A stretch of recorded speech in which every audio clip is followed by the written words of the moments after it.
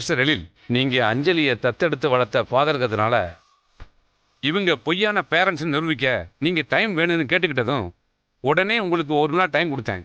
ஆனா நீங்க சொன்ன மாதிரி கோர்ட்ல இது வரைக்கும் நீங்க எந்த எவிடன்ஸும் சப்மிட் பண்ணலையே.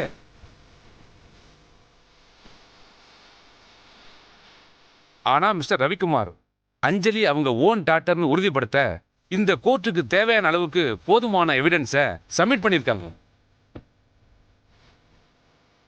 அதனால அவங்க கொடுத்த ஆதாரத்தின் அடிப்படையில் பார்க்கும்போது அஞ்சலிங்கிற குழந்தை மிஸ்டர் ரவிக்குமார் அனிதா தம்பதிகளோட சொந்த மகதான நிரூபணமாயிருக்கு.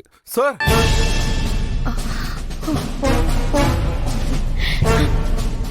அதனால அஞ்சலிய அவங்க சொந்த பேரண்ட்ஸான ரவிக்குமார் அனிதாவிடமே ஒப்படைத்து விட ஒரு மனதாக இந்த கோர்ட் உத்தரவிடுகிறது. சார், ஒரு நிமிஷம். Sir please.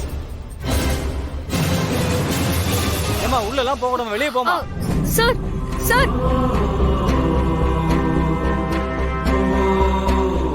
இந்த கேஸ் விஷயமா ஒரு முக்கியமான சாட்சியை கூட்டிட்டு வந்திருக்கேன் சார். எனக்கு ஒரு 2 minutes டைம் கொடுங்க சார், ப்ளீஸ். சுடர், அவங்கள விடுங்க.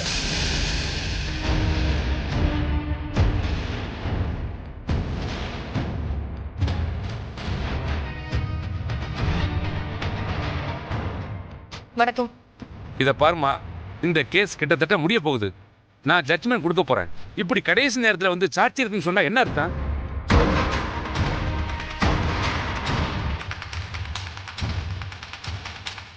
என்ன நடந்தது?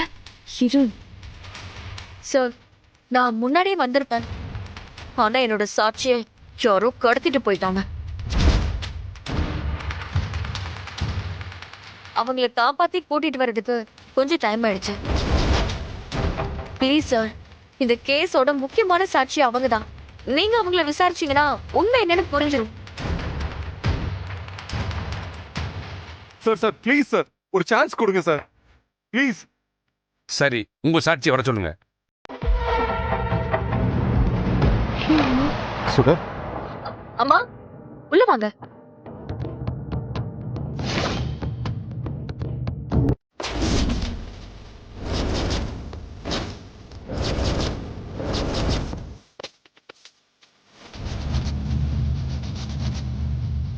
இவ எப்படி இங்க வந்தா? போச்சு, எல்லாம் போச்சு. இவனுங்களை போய் நம்பின பாரு, மொத்தமா கவுத்துட்டானுங்க.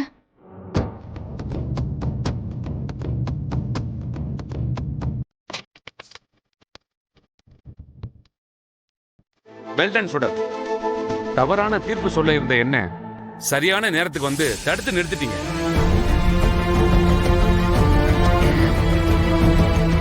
சாரி மிஸ்டர் எழில், உங்க பக்கம் நியாயம் இருந்தாலும் சாட்சிகள் சரியா இல்லாதனாலதான் உங்களுக்கு ஃபேவரா என்னால யோசிக்க முடியல.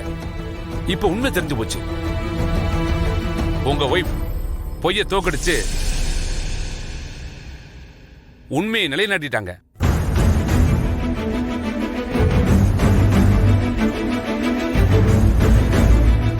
இந்த கேஸோட இறுதி முடிவா நர்ஸ் வெண்ணிலா அவர்கள் சொன்ன உண்மையின் ஆதாரங்களின் அடிப்படையில் சிறுமி அஞ்சலியை அவரின் வளர்ப்பு தந்தையான எழில் வசமே ஒப்படைக்கும்படி இந்த கோர்ட் உத்தரவிடுகிறது.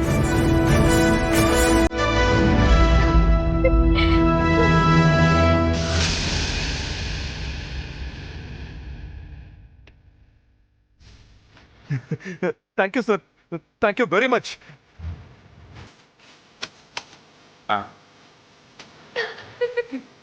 சுடர், தேங்க்யூ சுடர், சோ மச் சுடர்.